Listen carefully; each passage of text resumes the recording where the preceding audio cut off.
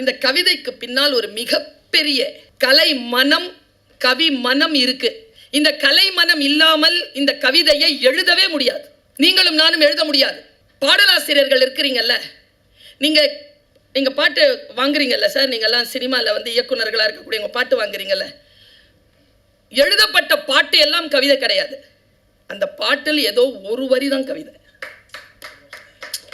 அவன் தான் கவிஞன், அவன் தான் காலத்தால் நிற்பான். என்கிட்ட இவ்வளோ அன்பாக இருந்த முந்தானேத்து இருந்தேன், உண்மைதான். இப்போ இல்லை உண்மைதான். என் பொண்டாட்டி எப்பவுமே எப்படி சிரிச்சுக்கிட்டே இருக்க முடியும்? புரிந்தவர்கள் தான் புத்தர்கள், புரிந்தவர்கள் தான் புத்தகங்களையே போதி மரமாக்குகிறார்கள். அது அந்த தியானத்திற்குள் செல்லக்கூடிய அந்த கவிதைகளை கொண்டிருக்கிறார் லிங்குசாமி. அனைவருக்கும் வணக்கம். லிங்கு பெயரிடப்படாத ஆறுகள் புத்தகம் வெளியிடுகிறோம், நீங்கள் பேச வேண்டும் என்கின்ற கட்டளை லிங்குசாமி அவர்களிடமிருந்து வந்திருந்தது. அதை உடனடியாக தேதியை குறித்து கொள்ளுங்கள் என்று சொன்னார். நான் உடனடியாக தேதியை குறித்து கொண்டேன். லிங்குசாமி அவர்களின் மீது எனக்கு அளப்பரிய மரியாதை. எப்பொழுதும் கவிஞர்கள் அப்படித்தான். தான் என்ன நினைக்கிறோமோ அதை தனக்குள்ளேயே வைத்துக்கொள்ள தெரியாதவர்கள், அதை எப்படியேனும் கடத்தி விடுவார்கள். அப்படி கவிதையை கடத்த தெரிந்த ஒரு கலைஞன் லிங்குசாமி. மேடையில் பெருமக்கள் நிறைய பேர் வீற்றிருக்கிறார்கள். நம்முடைய ஐயா ஞான சம்பந்தம் அவர்கள் நகைச்சுவையை பேசினால் காமெடிங்கிறதுக்கும் ஹியூமருங்கிறதுக்கும் வித்தியாசம் இருக்கு. ஹியூமர் இருக்குல்ல, அது நம்ம ஏதோ ஒரு கட்டத்தில் யோசித்தாலும் குலுங்கி உள்ள சிரிக்க வைக்கும் நம்மள. அவருடைய குரலே வந்து ஒரு ஹியூமர் குரலாக இயற்கை அவருக்கு கொடுத்துருச்சு. அவருடைய டோன், தொனி, எது சொன்னாலும் அவர்கிட்ட நம்ம சிரிக்கலாம். அந்த மாதிரி ஒரு இயற்கை வரம் பெற்ற நம்முடைய ஞான சம்பந்தம். ஒவ்வொரு ஃப்ரேம்லேயும் கவிதை வைப்பார் லிங்குசாமி அப்படின்னு சொன்னாங்க. எனக்கு தெரிஞ்சு ஒவ்வொரு ஃப்ரேமு கவிதையாக வைக்கிறது வந்து கௌதம் அவருடைய பார்த்துருக்கேன். கவிதையாகவே இருக்கிறது அபிராமி. பிருந்தா சாரதி என்னுடைய கெழுதகை நண்பர். என்னை புலிக்குட்டி என்று அன்போடு அழைக்கக்கூடிய அண்ணன் ஜெயபாஸ்கரன், அண்ணன் சிவகுமார். இப்போது ஜெயபாஸ்கரன் அண்ணா வந்து அவ்வளவு ஆற்றொழுக்காக பேசுகின்ற பொழுது நான் அண்ணா என்று ஏன் தடுத்தேன்னா, அவர் கவிதையை மட்டும் சொல்லிட்டு போயிடுவார். அப்புறம் நான் அதுக்கு விளக்கம் சொல்லணும். அதையே நானே சொல்லிக்கிறேனேன்னு சொல்லிட்டு தான். ஃபோனில் ஒரு வாட்டி சொன்னார், புலிக்குட்டி கீழே விழுந்துட்டேன், பதறிட்டேன். நான் எங்கன்னா ஒரு மலைச்சரிவுக்கில் வரும்பொழுது விழுந்துட்டேன் சொல்லிட்டு அவர் சொன்னார் பாருங்க, உண்மையான கவிஞன். ஏன் தெரியுமா? அவர் சொல்கிறார், அந்த மலையை பார்த்து கொண்டே வந்தேன், அந்த மலையை என்னுடைய கால்கள் கடந்து கொண்டே இருந்தது, எங்கே சரிந்ததுன்னு தெரியலை, விழுந்துட்டேன் புலிக்குட்டி. தூக்கிட்டு வந்துட்டாங்க, கொஞ்ச நேரத்தில் மேகம் கவிழ்ந்துருச்சு, ஒரு 10 நிமிஷத்தில். அதுக்குள்ளே ஆம்புலன்ஸ் வந்து என்னை கூட்டிகிட்டு போயிடுச்சு. உனக்கு ஒரு விஷயம் தெரியுமா சொல்லிட்டு சொல்கிறார், உனக்கு ஒரு விஷயம் தெரியுமா, இன்னும் நான் மலையை பார்ப்பதற்கு எனக்கு 2 கண்களாக இருந்த என் கண்ணாடி இன்னும் அந்த மலையை அங்கேயே பார்த்து கொண்டு தான் இருக்கிறதுன்னு சொன்னேன். நான் உடனே எனக்கு கண்கள் பணிச்சிருச்சு, என்ன நான் வழியிலையும் இப்படி பேசுகிறீங்களே அப்படின்னு. ஆக இந்த மேடையில் இருப்பதற்கு என்ற ஒரு தகுதிப்பாடு இருக்கிறது என்றால் அது கவிதை மனம்தான். கால்டுவெல் ரொம்ப தெரிஞ்ச நண்பர். என்னன்னு தெரியல, இன்னைக்கு பர்சன்டேஜை பேசிட்டு போயிருக்கு. உங்கள் சான்ஸ் முடிஞ்சு போச்சு. 100% இருக்கக்கூடிய ஒரு பெண்மையை பார்த்துருக்கீங்களா? அதற்கு பேர் பராசக்தி. அதான் நான். வெறும் அழகியலாகவே பார்த்து கொண்டிருந்தால் அப்படித்தான் தோன்றும். சக்தி வடிவமானவள் அவள். நம்முடைய லிங்குசாமி சாரை பற்றி ஒரு விஷயத்தை சொல்லிட்டு அந்த சில கவிதைகளை பற்றி பேசலாம் அப்படின்னு நினைக்கிறேன். வந்துவிடவே முடியாத இக்கட்டான சூழ்நிலையில் தமிழக அரசு நிறுவனமான உலகத்தமிழ் சங்கத்தில் துணைத் தலைவராகவும் இயக்குநராகவும் பொறுப்பெடுத்து நான் 1 மாதம் கூட நிறைவடையவில்லை. நேரடியாக அங்கிருந்து புறப்பட்டு நான் வருகிறேன். வந்துவிடவே முடியாத சூழ்நிலையில் கூட நான் லிங்குசாமி அவர்களுடைய இந்த நிகழ்ச்சிக்கு வந்திருப்பதற்கு ஒரு காரணம் என்ன தெரியுமா? நான் எப்பொழுதும் அப்பா என்று அழைப்பேன் கவிக்கு அப்துல் ரஹ்மான். அவருக்கு அவர் ரொம்ப நெருக்கம். என்னுடைய பயாலஜிக்கல் ஃபாதர் ஷாஜமாலுதீன், அவர் ஒரு இயற்கையாக ஒரு கவிஞர். அவர் உருதுல அவர் கவிதை சொல்லுவார். அந்த கவிதைகள் என்னுடைய வீட்டில் ஒரு புகை போல, ஒரு சாம்பிராணி புகை போல இருக்கும் வீட்டில். அப்பா இருந்தாருன்னா கவிதை அப்படி இருக்கும். எங்கள் அப்பா பக்கத்தில் உட்காந்து, நான் இது வரைக்கும் யாருக்கிட்டையும் சொன்னதில்லை சார், என்னுடைய அப்பா பக்கத்தில் உட்காந்துட்டு நான் அந்த கவிதைகளை கேட்கும்போது அவர்களுடைய கண்களை பார்ப்பேன். அதற்கு பிறகு அந்த கண்களை அப்படியான ஒரு கண்கள், ஒரு நீர் கோர்த்து ஒரு ப்ளூ கலர் கொஞ்சம் இருக்கும் அப்பாவுக்கு அந்த கண்குள்ள. எந்த கவிதை சொன்னாலும் உடனே கண்ணெல்லாம் ரெட் ஆகி ஒரு மாதிரி நீர் கோர்க்கும். அந்த கண்களை நான் மறுபடியும் லிங்குசாமி அவர்களின் கண்களில் பார்த்தேன்.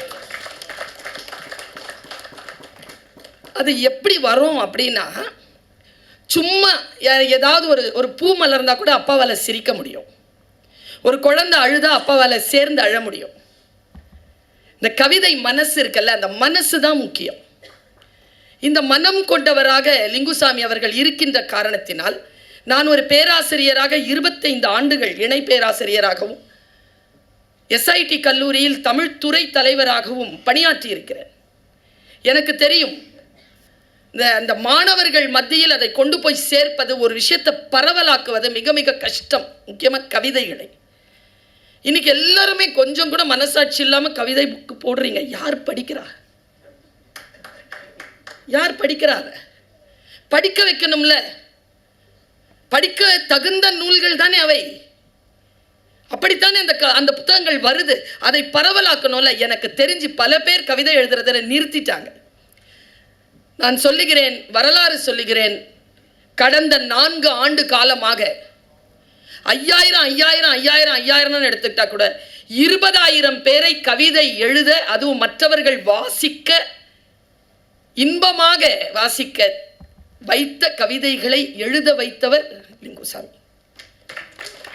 அவர் கவிதையை எழுத வைக்கிறார். என்கிட்ட சொல்றார், அம்மா இந்த வாட்டி 8000 கவிதைம்மா.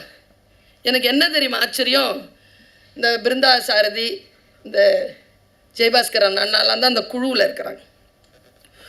ஒரு கவிதை படித்தாலே போதை ஏறிடுது. எப்படி உயிரோடு இருக்கிறீங்கன்னு நினைக்கிறேன். 8000 கவிதைகளை படித்து அதிலிருந்து 500 எடுத்து, அதிலிருந்து ஒரு 50 எடுத்து, அதில் ஒரு முதல் பரிசு அறிவித்து அந்த புத்தகத்தை போடுறது இருக்குல்ல. நான் இப்படி பேசிகிட்டு இருக்கும் பொழுது இவ்வளோ பெரிய விஷயம் சொல்லும்போது கேமரா லிங்குசாமி சார்கிட்ட போடுங்க, இதுக்கு முன்னால் எடிட் பண்ணி போடும்பொழுது இந்த பெரிய மூச்சு ஒன்று விட்டார் அவர். 8000 பேரை கவிதை எழுத வைப்பது, அந்த கவிதைகளை கொண்டு அதில் அப்படியே அதை சல்லிச்சு அதிலேருந்து ஒரு கவிதை எடுக்கிறது இருக்குல்ல, முதல் பரிசு பெற்ற கவிதை. எனக்கு ஒரு முறை நான் பேசிக்கொண்டே இருந்தேன், லிங்கு சார், ஏதோ ஒரு குழந்தைகளுடைய கூட்டம் தான், மாணவர்கள் கூட்டம். அதை பேசுகிறேன், எனக்கு வார்த்தைகள் வரவில்லை, எனக்கு தழும்புகிறது, எனக்கு தொண்டையெல்லாம் அப்படியே அடைக்குது. இப்படி எழுதிட்டானே ஒருத்தன், இப்படி எழுதிட்டானே, இவர் தான் அந்த புக்கா போடுறார். அது தலைப்பே அந்த புத்தகத்துக்கு அதுதான். நான் நினைக்கிறேன் 3வது புத்தகம்னு நினைக்கிறேன். மெல்ல அசைந்தது கோவில் யானைன்னு பேர் அதுக்கு. அந்த கவிதையை நான் சொல்லுகிறேன், இன்று இரவு உங்களால் உறங்கவே முடியாது. தன் நிழலை காடென நினைத்து மெல்ல அசைந்தது கோவில் யானை. ஒரு நாளாவது யோசிச்சு பார்த்துருக்குறோமா அந்த யானைய? இந்த சுப்புலட்சுமி ஒருத்தி இறந்து போனா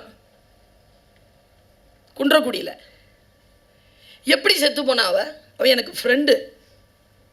நான் போனா அவளுக்கு நான் பெரிச்சம்பழம் வாங்கி தரேன். இறந்து போனா. எங்கேயும் இல்லை. அவர்கள் எல்லாம் தனித்தனியாக ஒவ்வொருவரிடத்திலும், ஒரு பாகர்களிடத்திலும், ஜூலையும் கோவில்களையும் யானைகள் இருக்கின்றன. அந்த யானை காலிலே சங்கிலி போட்டிருக்கக்கூடிய அந்த யானை தன்னுடைய நிழலை காடென நினைத்து அப்படி அசைஞ்சதுன்னா என்ன மாதிரியான மனசு இருக்கணும் அந்த கவிஞனுக்கு? அவர்கள்தான் உயிர்களை காப்பாற்றக்கூடியவர்கள். நல்லோர் ஒருவர் உளரேல் அவர் பொருட்டு எல்லோருக்கும் பெய்யுமா மழை என்றால், இந்த ஒரு கவிதை இப்படி எழுதுகின்றவர்களால் மழை பெய்யும். இந்த மனம்தான் ஹைக்கூ.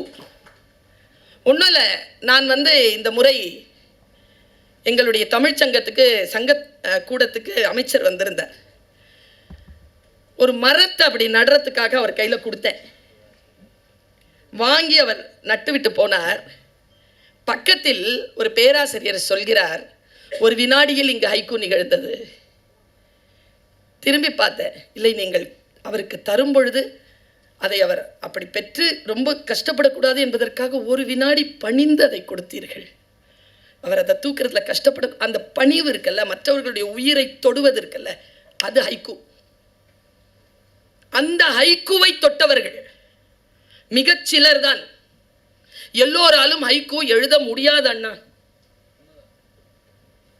சிலரால் தான் எழுத முடியும். அந்த சிலரை இந்த உலகத்திற்கு அறிமுகப்படுத்தி தூக்கி போடுறாங்களே. அப்போ அண்ணன் பேசின 3 காப்பி என்றார்கள், 4 காப்பி என்றார்கள், 3 முதியவர்கள். 2ஆம் பரிசு கவிதை அது இந்த வருஷத்துல. பின்னால இருந்து தம்பி துடிக்குது, அது டீ இல்ல காப்பி, எல்லாம் ஒண்ணுதான் அவரு. இல்ல, டீயும் காப்பியும் ஒண்ணு இல்ல, முதியவர்களுக்கு டீயும் காப்பியும் ஒன்றில்லை. நண்பர்களோடு சேர்ந்து உட்காருகின்ற முதியவர்களுக்கு டீயும் காப்பியும் ஒன்றில்லை. 3 காப்பி என்றார்கள், 4 முதியவர்கள் என்பதுதான் கவிதை. அதிலெல்லாம் விளையாடப்படாது. அவர்களை அவர்களாக இருக்க விடுவது இருக்கு இல்லையா. நான் அண்ணா கிட்ட சொன்னேன்ல, அவர் சொன்ன சில கவிதைகள்ல ஒரு கவிதை எப்போதும் எனக்கு மனசுல நின்ன கவிதையை சொல்றேன். இதில் எல்லா கவிதைகளையும் மனசுல நின்றுச்சு லிங்கு சார். எல்லாத்தையும் பேசினா புக்கு வாங்க மாட்டேங்க. சில ஒரு சில கவிதைகளை மட்டும் சொல்றேன்.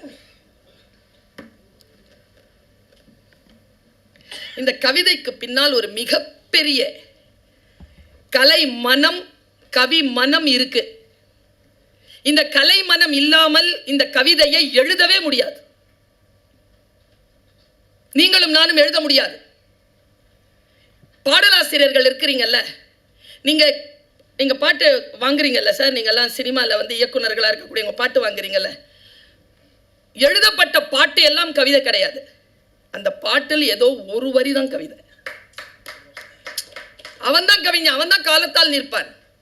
புரட்சி கமால் என்கின்ற ஒரு மிகப்பெரிய கவிஞன், பாரதிதாசன் மாதிரி இலங்கை கவிஞர். அவர் நெஞ்சில அந்த லுங்கியை கட்டிக்கிட்டு ஒரு முண்டாபணியனோட மேலே கீழே நகர்ந்துட்டு இருந்தாராம். அவருடைய மாணவர் பதிவு செய்கிறார். நகர்ந்துட்டே இருந்தவர், எப்படி எழுதி என்னப்பா எழுதிட்டான், யார் எழுதிட்டான், என்ன சார், இல்லைங்க எப்படியா எழுதிட்டான் இவன், எப்படி எழுதிட்டான், என்னன்னா கண்ணதாசன் புக்கு திருப்பி கிடக்குது. என்ன வரி தெரியுமா, நீங்களும் நானும் ரொம்ப கேட்ட பாட்டு தான், மலர்ந்தும் மலராத மலரும் விழி வண்ணமே. உங்களுக்கும் எனக்கும் தெரிஞ்ச பாட்டு தான், நீங்களும் நானும் எழுதிடலாம். மலர்ந்து மலராத பாதி மலர் போல மலரும் விழி வண்ணமே எல்லாம் கஷ்டமான வரி கிடையாது, எழுதிடலாம். எழுதவே முடியாத வரி என்ன தெரியுமா, நதியில் விளையாடி கொடியில் தலை சீவி நடந்த இளந்தென்றலே. இது எழுத முடியாது, கவிஞன் தான் எழுத முடியும். எல்லோரும் தான் பார்க்கிறோம், ஆனால் சிலருக்கு தான் அது பதிவு செய்ய வருகிறது. கொக்கு தான், நிழல் தான், பியானோன்னு வருது இல்ல, அந்த வினாடி நிகழ்கிறது இல்லையா. நான் சொல்றேங்க, கடவுள் கூட நிகழ்வதுதான், எங்கேயோலாம் இல்ல, அது நிகழ்கிறது. அம்மா அப்பா மனம் காதல் காமம் நிகழ்கிறது. நிகழ்ந்தால்தான் நான் உன்னை நேசிக்கிறேன், அப்புறம் உனக்காக நான் என் உயிரையும் விட்டுருவேன், அப்புறம் நான் என்ன பண்றது? Simple question. அது வேறங்க, அது அந்த உணர்வு வேறு.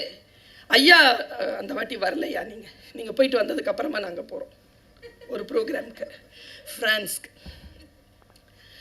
அங்க வெர்சல் பேலஸ், அதுக்குள்ள நாங்க போறோம். 3 மணி நேரம்ன்றாங்க, எல்லாரும் எல்லாத்தையும் பார்க்குறாங்க. நான் மட்டும் ஒரு பெரிய ஓவியத்தை மட்டும் பார்த்துட்டு நிற்கிறேன். 1.5 மணி நேரம் 2 மணி நேரம் ஆயிடுச்சு. நான் அந்த ஓவியத்தை தாண்டவே இல்லை. முடிஞ்சா நீங்களும் அங்கே கடக்கும் பொழுது அதை பாருங்க. பெரிய ஓவியம், பெரும் மழை இரவு, பெரிய ராட்சதன் மேலிருந்து இறங்குறான். ஒரு ஆணை இப்படி 2 கரங்களால் இப்படி பிடிச்சிருக்கான். அவ்வளோ டீட்டெயில் அந்த ஓவியம். பிடிச்சிருக்கான், அவன் காலை பிடிச்சிட்டு இருக்கிறா ஒரு பொண்ணு. அந்த பொண்ணு ஒரு காலால் தான் ஒரு காலை பிடிச்சிருக்கா, 2 கையிலையும் குழந்தைகளை பிடிச்சிருக்கா. அந்த குழந்தைகளுடைய கால்களை 2-3 பெண்கள் பிடிச்சிட்டு இருக்காங்க. அந்த பெண்களினுடைய கால்களை 4-5 ஆண்கள் பிடித்திருக்கிறார்கள். அப்படி சங்கிலியா தொங்குது, அவன் பறக்கிறான். இதான் காட்சி. நான் பார்த்துட்டு வெளியில வந்துட்டேன். மனசுல ஒரு டவுட்டு. பெருமழை இரவு, பெருமழை இரவு. ஓவியம் வரைஞ்சானே, எங்கிருந்துடா இவன் லைட் எடுத்தான்னு பார்த்தேன். மறுபடியும் உள்ள ஓடினேங்க. நான் உள்ள ஓடி பார்த்தா அந்த பெருமழை இரவின் பாறைகளுக்கு நடுவில் எங்கேயோ ஒரு மின்னல் வெட்டுகிறது. அந்த மின்னலின் வெளிச்சத்தில் அவன் இதை வரைந்திருக்கிறான். இதுதான் இந்த கவிதை. எப்போதும் கூவும் அந்த குயிலை காட்டி கொடுத்தது ஒரு மின்னல். கருப்பா தானே இருக்க, யாரும் தான் பார்க்க முடியாதுல்ல. இருட்டாச்சுன்னா கருப்பு அப்படி. ஆனா மின்னல் அடிச்சதுல கவிஞனுக்கு குயில் கண்ணில் பட்டுருச்சு. அந்த குயிலை காட்டி கொடுத்தது ஒரு மின்னல் அப்படிங்கிற ஒரு கவிதைகளுக்கு ஊடாக இருக்கின்ற உயிர்ப்பை, தேடலை, நாட்டத்தை, வாழ்க்கையை, கரைதலை நான் புரிந்து கொள்கிறேன், புரிந்து கொள்ள முயற்சி செய்கிறேன். அதுதான் கவிதையாக எனக்கு இருக்கிறது. இன்னொரு கவிதை அவருடையது. இங்க நிறைய பேர் சொல்லிட்டாங்க போல இருக்கு. அண்ணா ஒரு வார்த்தை சொன்னார் பாருங்க. யார் எத்தனை முறை எந்த கவிதையை சொன்னாலும் நான் அதை வித்தியாசமாக சொல்லிவிட முடியும். ஏன் தெரியுமா?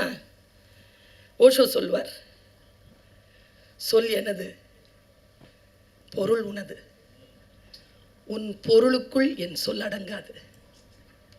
அது வேறு. காலம் காலமாக நீங்க பொருளை ஒவ்வொரு சொல்லுக்கும் தேடிக்கொண்டே இருக்கலாம். அப்படி தேடிக்கொண்டிருக்கக்கூடிய சொற்களின் குவியல் தான் கவிதை. இந்த கவிதையில எப்படி எழுதுறாரு பாருங்க அவரு. அமைதியாகிவிட்டது மைதானம், ஆவலில் கூடைப்பந்து வலை. இந்த ஆவலில் கூடைப்பந்து வலைங்கிறதுல ஒரு மிகப்பெரிய ஏக்கம் இருக்கு. இந்த பார்வை இருக்கு இல்லையா? ஒரு பௌர்ணமி வரப்போகிறது. பௌர்ணமி கிட்ட, நிலா கிட்ட ஒரு குணம் உண்டு. எப்படி மேலே ஏறுமோ அப்படி கீழே இறங்கும். மேலே ஏறும், அப்படியே கீழே இறங்கும். பீச்சில் போய் பார்த்தீங்கன்னா தெரியும், அது ஏறுற மாதிரியே இறங்கும். அந்த கூடைப்பந்தினுடைய அந்த வலை சற்றே நேரத்திலே வரக்கூடிய அந்த பௌர்ணமிக்காக காத்திருக்கிறது என்று சொன்னது அபாரமான படிமம். அது வெறும் கூடைப்பந்தின் வலை அல்ல, அது வெறும் பௌர்ணமி அல்ல. இதை புரிந்து கொள்கின்றவர்கள் கவிதையோடு வாழ்கிறார்கள், கவிதையாக வாழ்கிறார்கள். நான் கம்பராமாயணத்தையும் திருக்குறளையும் தேவார திருப்பதிகங்களையும் திருப்பாசுரங்களையும் பைபிளையும் திருக்குரானையும் வாசித்தபடி இருப்பவள். ஏன் தெரியுமா?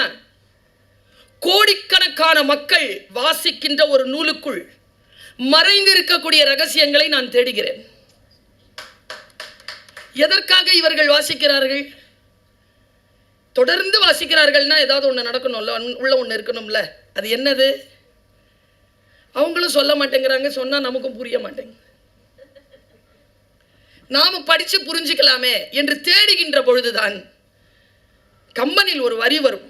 கோதாவரி கடந்துச்சான். அப்படி எப்படிடா கடந்துச்சுன்னா, சான்றோர் கவியென கிடந்தது கோதாவரி. ஒரு ஆறு எப்படிடா கிடக்குதுன்னா, கவி இல்ல, சான்றோர் கவி. ஒரு ஆறு அப்படித்தானே இருக்க முடியும். சான்றோர் கவியாகத்தானே ஆறு இருக்க முடியும். எனக்கு இவருடைய ஒவ்வொரு கவிதையும் ஒரு கவிதை, அவங்க தேர்ந்தெடுத்த கவிதை ஒன்று எனக்கு ரொம்ப பிடிச்சது. அது அவர் ஃபர்ஸ்ட் ப்ரைஸ்னு அறிவிக்கிறதுக்கு முன்னால் எனக்கு ஃபோனில் சொல்கிறார். நான் சில கவிதைகளை சொல்கிறேன். அவர் அந்த கவிதையை சொல்லிட்டு இதுதான் ஃபர்ஸ்ட் ப்ரைஸ்ன்னு சொல்லிட்டு அவர் சொன்ன காரணம் இருக்குல்ல, அதில் சாங்ஷன் அண்ணா, ஓகே, அதான் ஃபர்ஸ்ட் ப்ரைஸ். கொக்கோடு பறந்த மீன்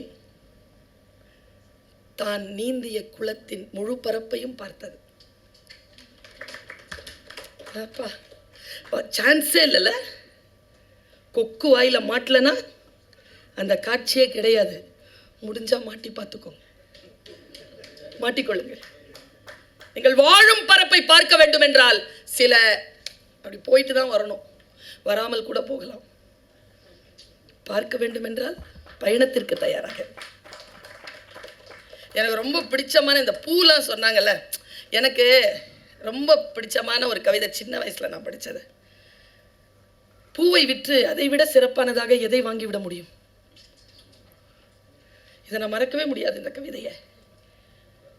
எனக்கு நீங்க அதாவது கவிதை உங்களது, புரிதல் என்னுடையது தானே, எனக்கு அந்த சுதந்திரம் உண்டு தானே. குப்பையில் பூக்காரன் குப்பையில் கொட்டுவது கூட பூக்களைத்தான் அப்படின்னு ஒரு கவிதை எழுதியிருந்தார்ல. நினச்சி பாருங்களேன், ஒரு மங்களத்திற்கு ஒரு பூவை போடுறோம், ப்ரோக்ராம் முடிஞ்சிருச்சு, பாயை உதிரி பூவை எதால் தொடுவோம்?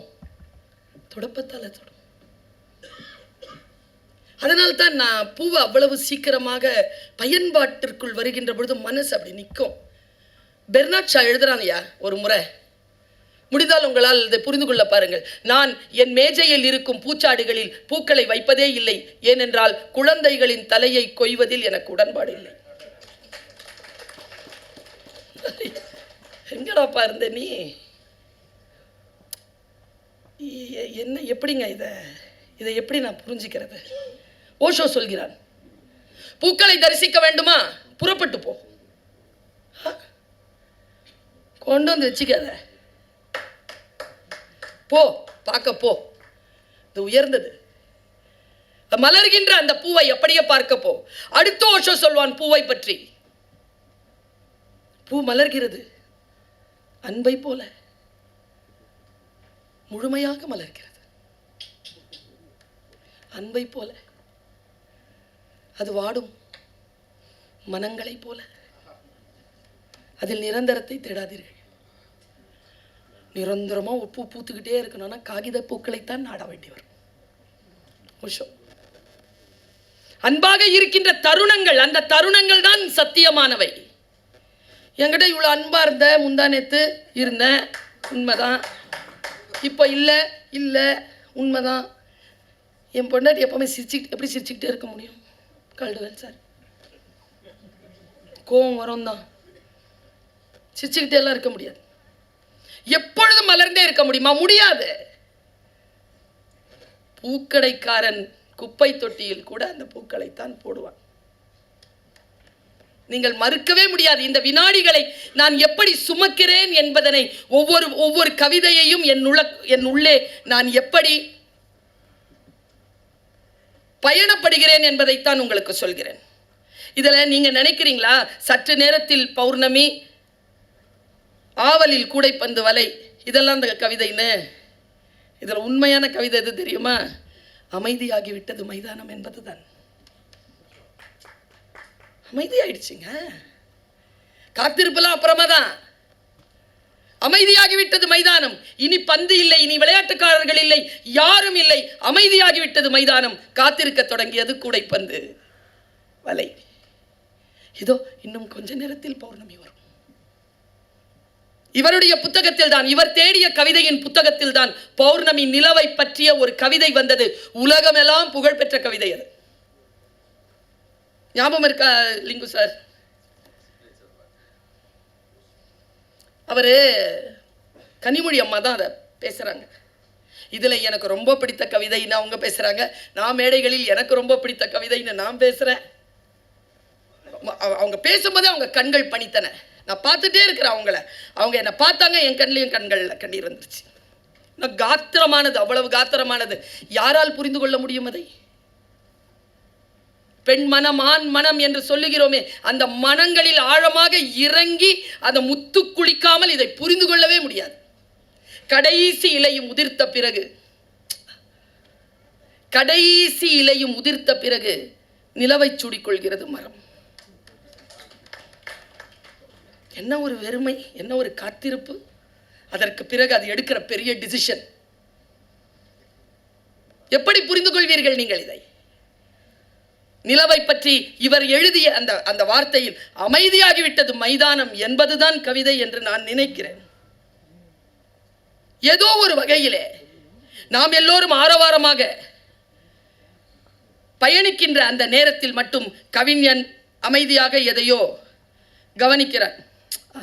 இது ரொம்ப ஒரு சட்டையரான ஒரு கவிதை சொல்றார். இது ஒரு பொது உடைமை ஒரு கவிதைக்கான விதை ஹைக்கூவில் விதைக்கப்பட்டிருக்கிறது. நெல் கவ்வி கூண்டேகிய கிளிக்கு தெரியாது, விதைத்தவனுக்குத்தான் சீட்டெடுத்தோம் என்பது.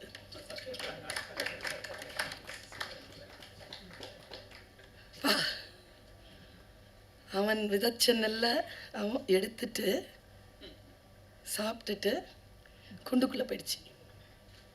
நீங்க யார் வேணாலும் அப்ளை பண்ணி பார்த்துக்கோங்க. ஒரு கவிதை போதும். நான் சொல்லட்டுமா, ஜெயகாந்தன் அவர் உயிருடன் இருந்த காலத்திற்கு முன்னால் 25-30 ஆண்டுகளுக்கு முன்னாலே எழுதுவதை நிறுத்திவிட்டார். 20-30 ஆண்டுகள் கொண்டாடியது இந்த உலகம் அவரை எழுதி முடித்ததற்காக. அப்படிதான் கவிதைகள்லாம் ஒன்று போதும். சல சல சல சலன்னு நிறைய இல்லை, ஒன்று போதும். அவர் சொன்னார்ல, இஸ்திரி போடுகின்ற தொழிலாளியின் வயிற்றில் எத்தனை சுருக்கங்கள், ஒன்று போதும். ஆசை ஆசையாய் வாங்கினேன் புத்தர் சிலை. லிங்கு ஆசை தவிர என்றான் புத்தன், அதை நான் ஆசை ஆசையாய் வாங்கினேன் என்றார். கவிதைகளை உலகத்திற்கு தரக்கூடியவர்கள் காலம் கடந்தும் நிற்கிறார்கள். ஒரு பாட்டை, ஒரு கவிதையை, ஒரு ஓவியத்தை, ஒரு சிற்பத்தை தந்துவிட்டு போகின்றவர்கள். எனக்கு தெரிந்து இந்த உலகத்தில் மனிதன் செய்யக்கூடிய ஆக பெரிய ப்ரொடக்ஷன் மனிதர்கள் தான். மனிதர்களை தான் அவன் ப்ரொடியூஸ் பண்ணிட்டு போறான். சிலர் தான் அந்த எனர்ஜியை வச்சு மனிதர்களை மட்டும் ப்ரொடியூஸ் பண்ணாம சில கலை பொருட்களை, கவிதைகளை ப்ரொடியூஸ் பண்ணிட்டு போயிடுறாங்க. நான் லிங்குவை அப்படித்தான் பார்க்கிறேன். அவர் சொன்ன அந்த கவிதைகளில் என் மனம் லயித்த காரணத்தினால் நான் 2 அவருடைய கவிதைகளை மட்டும் சொல்லிவிட்டு இடம் சாரலான் என்று நினைக்கிறேன். சார், நாங்கள் எல்லாருமே இதுக்கு போயிருந்தோம்ல சார், ஹூஸ்டன் போயிருந்தோம்ல, ஐயா கூப்பிட்டுருந்தாங்க. ஹூஸ்டனில் நாசா கூப்பிட்டு போனீங்கல்ல சார் எங்களை எல்லாரையும். போனால் முதல்ல நிலவில் கால் வச்சவன் யாருன்னு கேட்டால் ஆம்ஸ்ட்ராங் தானே. யார் முதல்ல கால் வச்சது? ஃபோட்டோ எடுக்க போகிறீங்களா? வரலாறு என்ன, அவங்க என்ன சொல்லிட்டு இருக்கிறாங்க? குழந்தைகளுடைய பாட புத்தகத்தில் என்ன இருக்குது? ஆம்ஸ்ட்ராங் தான் இருக்குது. நீல் ஆம்ஸ்ட்ராங் இருக்கா? அங்கே நாசாவில் போய் பாருங்கள். ஆக்சுவலாக அந்த நாசாவில் அவங்க சொல்கிற அந்த களம் போய் இறங்கும் பொழுது ஃபஸ்ட்டு காலடி எடுத்து வச்சவன் அவன் கிடையாதான். அவனுக்கு அந்த வாய்ப்பே அளிக்கலை. வச்சவன் அவன் தான், ஆனால் வாய்ப்பே அவனுக்கு கொடுக்கல. யாருக்கு வாய்ப்பு வந்ததுன்னா, இதுதான் முக்கியமானது, யாருக்கு வாய்ப்பு வந்ததுன்னா எட்வின் சி ஆல்ட்ரின், அவனுக்கு தான் அந்த வாய்ப்பு வந்தது. அவன் யாருன்னா ஒரிஜினல் ஸ்பேஸ்மேன். அவன் 13 வருஷம் ஸ்பேஸ்மேன்ஷிப்பில் இருந்தவன். அவன் திறக்குது, கீழே பார்க்குறான், மேலே இருந்து ஆணை வந்ததான், now the captain shall pass. அவன் கீழே பார்த்தானா, ஒரு வினாடி நின்னானா. என்ன பயம்னா, ஒரிஜினல், இது வரைக்கும் ஆர்டிஃபிஷியல், உள்ளே இறங்கலாமா, என்ன கேஸ் இருக்கும், எப்படி இருக்கும் தெரியாது, பயத்தில் நின்னானாங்க. 5 செகண்ட்ஸ், உடனே ஆணை வந்துச்சான், now the next person shall pass. பக்கத்தில் நின்றுட்டு இருந்தார் நீல் ஆம்ஸ்ட்ராங், டக்குன்னு கால் வச்சுட்டார். வரலாற்றில் அவர் இடம் பெற்று விட்டார். ஆனால் நீல் ஆம்ஸ்ட்ராங் கால் வச்சதுக்கு காரணத்தை பின்னால் வந்தவர்கள் சொல்கிறார்கள். அவன் ஸ்பேஸ்மேன் கிடையாதான், அவன் சீமேனா. அவன் ஆழ்கடலில் குதித்து 12 ஆண்டுகள் பயிற்சி பெற்ற ஒரு போர் வீரன், மிலிட்டரியில் இருந்திருக்கான். அவன் அந்த கப்பல் படையில் இருந்த காரணத்தினால் அவன் உள்ள நுழைஞ்சி அதை கீழே வந்து அவன் தொடர்றதுங்கிறது தெரியாத தண்ணீரில் கால் வைக்கக்கூடிய அந்த துணிச்சல் அவனுக்கு இருந்ததனால் அவன் அங்கே போயிட்டான்னு நான் அந்த கதையை படித்தேன் ஆம்ஸ்ட்ராங் பற்றி. எனக்கு தெரிஞ்சு ஆம்ஸ்ட்ராங் தான் நிலவில் கால் பதித்தான் என்பது குழந்தைகள் நம் ஜெனரேஷன் போல புத்தகத்தை வைத்து படிக்கவே இல்லை. இந்த ஜெனரேஷன் சந்திரனை தொட்டது யார், அந்த பாட்டு படித்து தான் நிறைய பேருக்கு ஆம்ஸ்ட்ராங்னே தெரியும். அவங்க படிச்சுலாம் வரல, உங்களால் தான் வந்தாங்க. சார் ஒரு வார்த்தை கேட்குறார், ரொம்ப ஆழமான வார்த்தை, எழுச்சியான. நான்லாம் தன்னெழுச்சி ஸ்பீக்கா, ஐம் அ மோட்டிவேஷ்னல் ஸ்பீக்கா. என்ன சொல்கிறார் பாரு, நிலவை காட்டி சோறு ஊட்டி இருப்பாள் அம்மா ஆம்ஸ்ட்ராங் இருக்கு இல்லை. அவன் அப்படியே அவன் நிலவுக்கு போனான், நிலவுக்கே போயிட்டானே. எவ்வளோ பெரிய கவிதை இது. கொஞ்சம் குழம்பித்தான் போயிருக்கும் பறவை முதல் விமானம் பார்த்து. டே அப்பா, எங்கடா இருந்த நீ? கொஞ்சம் குழம்பித்தான் போயிருக்கும்ல பறவை. யாரா இதுன்னு நான் சமீபத்தில்ங்க இந்த பறவைகள் இருக்குல்ல, எனக்கு லிங்கு சாரையும் ஜெயபாஸ்கர் அண்ணாவையும் பிருந்தா பார்த்த சாரதியையும் நாடி நாடி நான் படிப்பதற்கு காரணம், அவர்கள் இயற்கையை நேசிக்கின்றார்கள், உயிர்களை நேசிக்கின்றார்கள். இயற்கையை நேசித்து காற்றை மட்டும் அவர்கள் சுவாசிப்பதில்லை, அந்த காற்றை சுவாசிக்கும் எல்லா உயிர்களையும் நேசிக்கிறார்கள். ஒன்றும் இல்லை, நான் எங்கள் அப்பாவுடைய கண்ணை பற்றி சொன்னேன்ல, முடிஞ்சா அவர் தியானம் பண்ணுறவர் கண்ணை காட்ட மாட்டார், எங்கள் அப்பாவும் கண்ணை காட்ட மாட்டார் சாதாரணமாக. அந்த கண்களை நீங்கள் ரொம்ப நல்லா கூர்ந்து பார்த்தீங்கன்னா, புலி இருக்குல்ல, சிங்கம், புலி, யானை, முதலை, கொக்கு, அந்த கண்களில் இருக்கக்கூடிய மனுஷனுக்கு தான் பார்த்தா அந்த ஒரு நினைவு வரும். அந்த மிருகங்கள்லாம் எந்த முன்முடிவுகளும் இல்லாமல் பார்க்கும் இல்ல, அந்த முன்முடிவுகள் இல்லாமல் பார்க்கக்கூடிய கண்கள் லிங்குக்கு. எந்த முன்முடிவுகளும் இல்லாமல் அவர் பார்ப்பார். அந்த கண்களில் முன்முடிவுகளே இருக்காது. கற்றல் நிகழும், அந்த வினாடியில் கற்றல் நிகழ்ந்தால் அவர் ஏதோ ஒன்று செய்வார். நான் அவரை வைத்து நான் பேட்டி எடுத்தேன். அப்பொழுதுதான் அவர்களுடைய கண்களை பார்த்தேன். எங்கேயோ பார்த்திருக்கேன் இந்த நம்ம அப்பா கண்ணு. இந்த இந்த இந்த நெருக்கம் இருக்கு இல்லையா, நான் உணர்ந்த கவிதை உலகத்திற்குள் தன்னை முழுமையாக ஈடுபடுத்திக் கொள்ள தெரிந்த மற்றொரு உயிரை நான் பார்க்கிறேன். என் இளம் பிரயாத்திலிருந்து நான் கண்ட அந்த கவி கண்களை நான் இங்கே பார்க்கிறேன். எங்கள் ஐயா கவிக்கோ அப்துல் ரஹ்மானும் அப்படிதான். அவருடைய விரல்கள் பேசும், அவருடைய உதடுகள் பேசும், ஒரு புல்லாங்குழல் போல கைகளை அப்படியே நகர்த்தி நகர்த்தி பேசுவார். இயற்கையை நேசிக்கக்கூடியவர்கள். ஜெயபாஸ்கர் அண்ணாவும் அப்படித்தான். அவருடைய கவிதைகள், பிருந்தாவும் அப்படித்தான். கவிஞர்கள் இவங்கெல்லாம் கமர்ஷியல் கவிஞர்கள் இல்லை, மக்கள் வரைக்கும் போய் சேர வேண்டிய கவிஞர்கள். அந்த கடமை எங்களுடையதாகவே இருந்துவிட்டு போகட்டும். நாங்கள் அதை எடுத்து செல்கிறோம், உங்கள் கவிதைகளை எடுத்து செல்கிறோம். நீங்கள் உங்களை சுமந்து செல்லுங்கள். உங்களுடைய வாழ்க்கை உங்களுடையது. ஆனால் இந்த உலகத்திற்கு நீங்கள் தந்திருக்கிறீர்கள் இல்லையா. புத்தரை ரொம்ப பிடிக்கும் அவருக்கு, தியானம் பண்ற ஆளு. கவிதை எப்படி எழுதுறாரு பாருங்க. அசோகன் இத்தனை மரங்களை நட்டார், அதில் ஒன்று கூடவா போதி மரமாக இல்லை?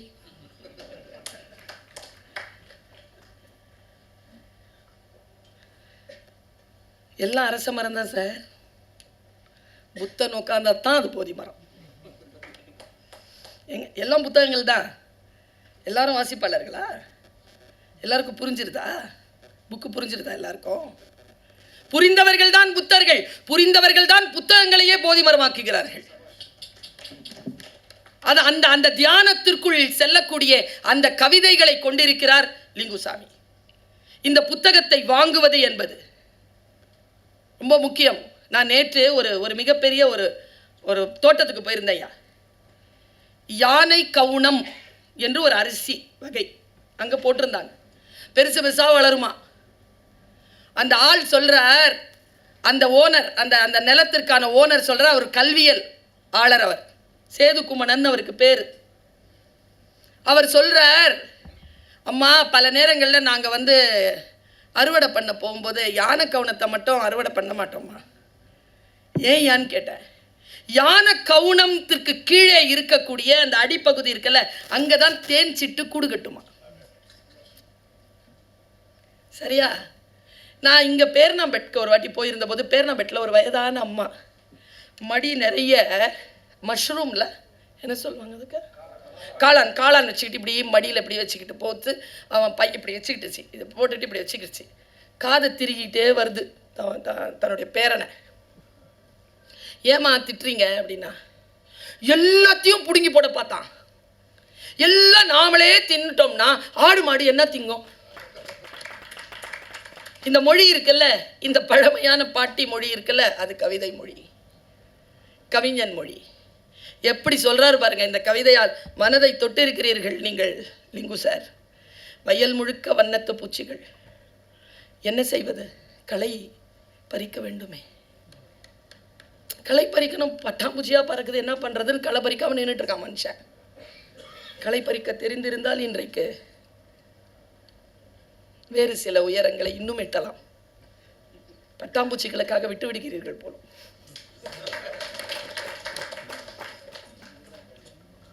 நீ தினமும் இதை அவர் சொன்னாரு, நீ தினமும் பால்கனியில் அங்கும் இங்கும் நடந்தபடியே படிப்பாயே, அது வரலாறு. அது எப்படி லவ் பண்றது? லவ் பண்ண கவிதை வந்துருமா சார்? கண்டிப்பானே யாரோ ஒருத்தர் குரல் கொடுத்தார். அவர் சொன்னார்ல, பேன் பார்த்துட்டு முடி பின்ற அம்மா பொண்ணு சொன்ன பதில், நீ வேணாலும் திட்டு ஒருத்த. கவிதைகளை நாம் பிள்ளைகளுக்கு கற்றுக் கொடுப்போம், அடுத்த தலைமுறைக்கு அதை கொண்டு செலுத்துவோம். நாமும் அந்த கவிதைகளை வாசிப்போம். ஏன் தெரியுமா? இன்னைக்கு இருக்கிற generation Z, generation alpha, generation beta வந்துருச்சு. இந்த குழந்தைகளுக்கு எது சொன்னாலும் புரியல. சூடா இருக்கு, பாத்திரத்தை புடினா இப்படி நீட்டுது, இங்க புடி இப்படிதான் நீட்டுது, இங்க புடி இப்படிதான் நீட்டுது. கெட்ட கெட்ட வார்த்தையா சொல்ல ஆரம்பிச்சுது அந்த அம்மா அந்த குழந்தைய. அப்புறமா தான் அந்த காதை பிடிக்குது. நான் ஒரு டீச்சராக சொல்லவா என்ன பிரச்சனைன்னு, ஓவராக ரீல்ஸ் பார்த்தோம்னு வச்சுக்கோங்க, யார் சொன்னாலும் புரியாது, மந்தமாயிரும். ஒரு கவிதை போதும் மனதை ஆக்டிவேட் பண்ணுறதுக்கு, மனதை தியான நிலைக்கு கொண்டு செலுத்துவதற்கு. பிள்ளைகளுக்கு கவிதைகள் வாசிக்க கற்றுக் கொடுப்போம். மரபு கவிதைகள் வாசிப்பது குறைந்து போயிருக்கக்கூடிய நிலைமையில் நீண்ட நீண்ட கவிதைகளை வாசிப்பதற்கு வாய்ப்பில்லாத சூழ்நிலை வந்து வாய்க்கின்ற பொழுது மொழியாசிரியை நான் சொல்லுகிறேன், நீங்கள் ஹைக்கூவை உலகம் முழுக்க கொண்டு செலுத்துங்கள். நிச்சயமாக நம் மரபும் நம்முடைய வாழ்வியலும் அடுத்த தலைமுறைக்கு கடத்தப்படும். அந்த முயற்சியை மேற்கொண்ட பெயரிடப்படாத ஆறுகள் என்ற தலைப்பிட்ட லிங்குசாமி இன்னும் பல்லாண்டு வாழ வேண்டும், பல கவிதைகள் தர வேண்டும் என்று என் தமிழால் வாழ்த்தி அமைகிறேன். நன்றி, வணக்கம்.